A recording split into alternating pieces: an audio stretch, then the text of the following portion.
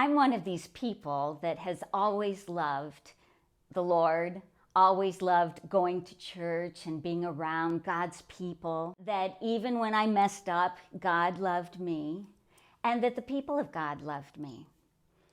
A challenge for the people of God has always been to influence the culture in the ways of our faith without allowing the culture to have too much influence and sway on us. And we can look at history and know that this has always been a problem for God's folks. It goes way back to Adam and Eve. I mean, they had it perfect, everything was great. And then there is this serpent that's part of the culture, and before you know it, they have decided, well, this seems good, this seems right, there's no problem here, we can do this. And that story that is kind of a thread that has gone throughout history. The church in America is at a time that's quite challenging. And it's difficult to always know how we are doing in terms of our influence on the culture versus their great influence upon us. I think that it's important to remember when the Apostle Paul said to the church, look, we are who God has made us, created in Christ Jesus for good works. Good works that God prepared beforehand to be our way of life.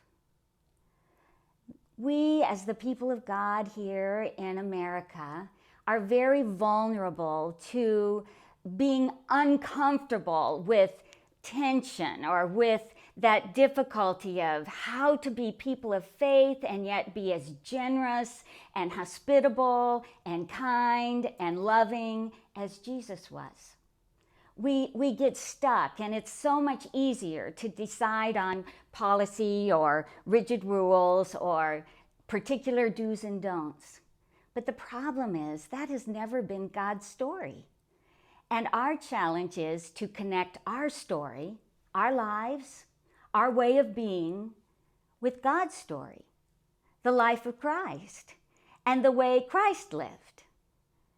The reason that I'm excited about ministry to speak to groups, churches, colleges and universities, community events, business programs, is that I really do have a passion for conversation with people of faith about how we can make sure we are connecting our dots of faith and lifestyle, our way of life, with God and God's way of life and the lifestyle of Jesus.